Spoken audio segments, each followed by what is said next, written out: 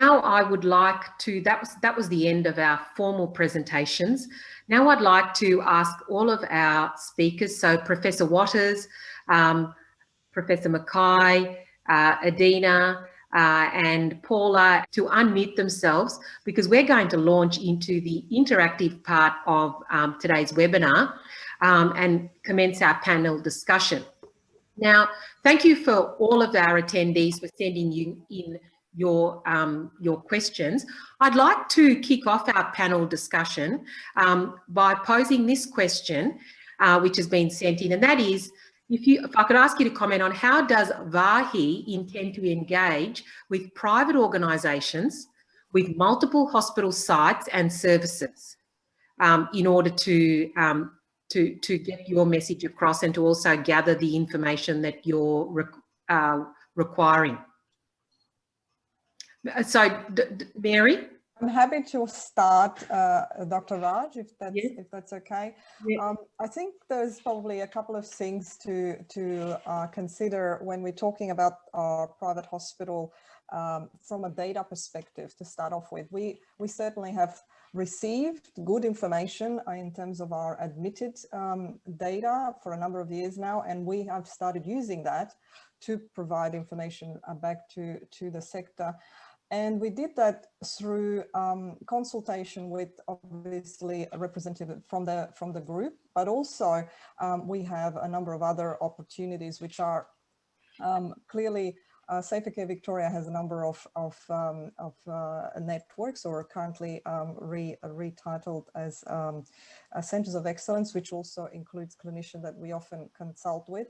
And we also tap into our regulations team in the department, who follow through with two specific groups, which are specifically the DMS groups of private hospitals that come together on a regular basis, and we engage with them to be able to activate what their thoughts are in terms of these indicators. So we started really good work in the admitted space. We'd love to continue. There is new data coming in from the private sector in terms of other areas like emergency and infection, which Vignis is supporting that collection.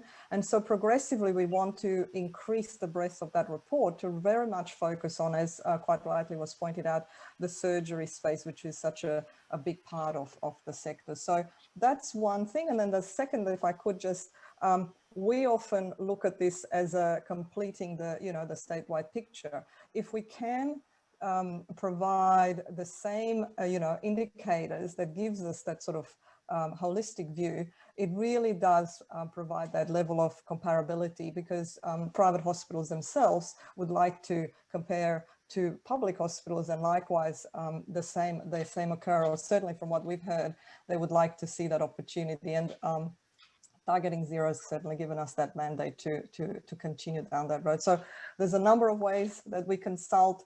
We also, would love any feedback that the audience here today has and wishes to let us know. We're always very, very keen to listen. And in fact, there's some excellent suggestions that we're going to take away from some of the from those attendees. So thank you. And David and Phil, if I could ask, have you noted any practical issues with the with that sort of strategy in terms of the approach to private organisations from your work with the VPCC and with VASM? Certainly with VASM, no, we get very good, we have very good relationships with the private hospitals, and they're very engaged. And David? At a VPCC level, we hope to have good relationships with private hospitals. Establishing relationships with hospitals has been something that's really been on hold during 2020, because we felt that if we asked hospitals to report on something like unplanned returns to theatre when they were coping with COVID, this would just annoy people and exhaust them even further. So we have actually stood back from engaging directly with hospitals, unless it's a question of asking for case notes to review specific multidisciplinary cases. Thank you. The next question actually pertains to the interpretation of the data that we are gathering through the HAC, through VASM, through VPCC. And the question is, and I'll open this to the entire group of panelists, how can you guarantee that the data on the HACs will be interpreted by the various non-medical and government entities appropriately? I guess what our participants are inquiring about is, will there be guidance provided to these organisations in how to interpret this data, especially to the non-medical organisations, particularly mindful, I guess, of the media getting word of some of this data and then how that's interpreted. Adina, could I ask you to get the ball rolling and just comment on that, please? Sure. Look, I think the first thing to assure you of is that the report is not available to the public or the media. It's being provided in confidence to health services, sent to their CEOs, and would be distributed at the CEO's discretion. We do report a few HACS measures in other reports with very limited audiences again, and in most cases a level of confidentiality actually stated in the material we provide with the report. So the first thing to say is that we try to limit the visibility of that to the people who need to act on it, so that they can create that safe environment and that just culture that enables people to actually take the data, look at it dispassionately, reflect on what it means, and genuinely, curiously go, is this about how we code the data? Is this about how we collect the data? Does it represent something we need to learn from and change? Does it actually represent something that we can see as a positive? And I think we know that in Victoria, we actually have a pretty good record compared with other jurisdictions of coding complications. We know that a lot of the early exploratory work done by the Commission was actually done in Victorian data because it was the best quality in the country. So, in fact, some of what people see in terms of high rates of complications reported may be exactly that we report well on complications. But that doesn't mean you can just say that must be what it is and stop there. The whole idea is to use it to trigger a conversation, a reflective process, a process through appropriate clinical groups and board committees within a health service to understand what it means and to decide what to do about it. So if you find that there is a really great message in there, it's a message that should be shared with your colleagues too.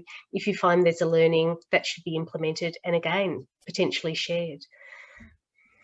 Okay, thanks, Adina. Any comments regarding that from the panel? Any other comments?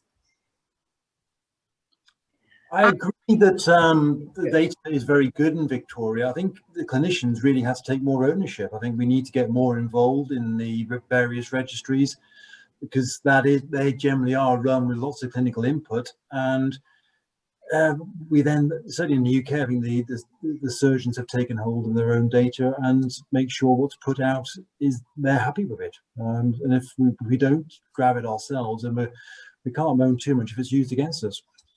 Mm.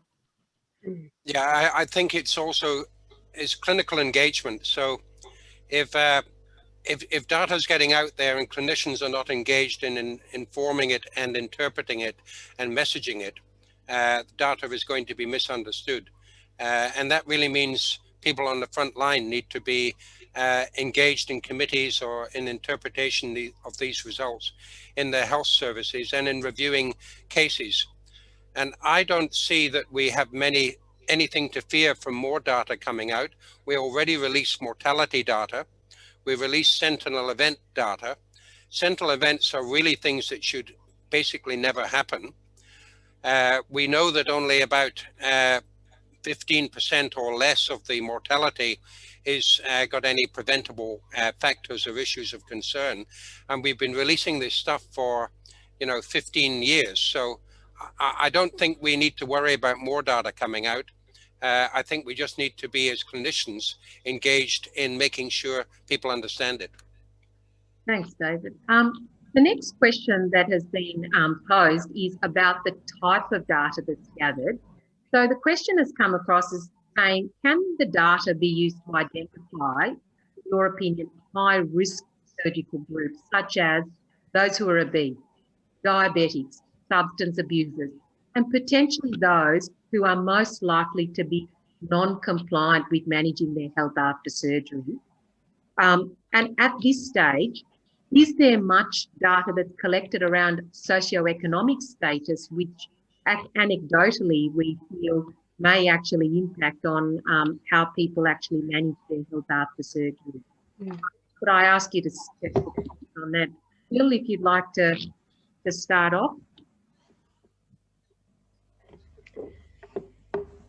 I think I could perhaps start. I'm sure I can't finish that sort of answer, but it depends on what data you're talking about. It really does. So clinical quality registries probably will have some really quite detailed data that will perhaps answer some of those questions for you.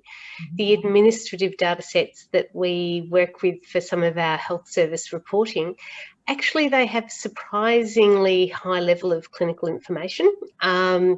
Because some of that coded information actually drives both policy discussions and, in some cases, not all cases, funding models as well. So we have been finding, as we're working on risk adjusting our new mortality indicators, that actually you can identify a range of comorbidities, and some of those will actually drive the risk adjustment model. What that means is we can release that model essentially to health services to help them understand what about their patients' pre-existing conditions or complications in hospital might actually be driving the outcome that we're reporting. But there's probably a lot of other data sources and a lot of other ways to answer that question too. I've just touched on too. Yep. Any other comments from the panel, Mary? Dr. Raj, I think we provide a population health survey which provides a lot of data on a number of elements relating to different cohorts.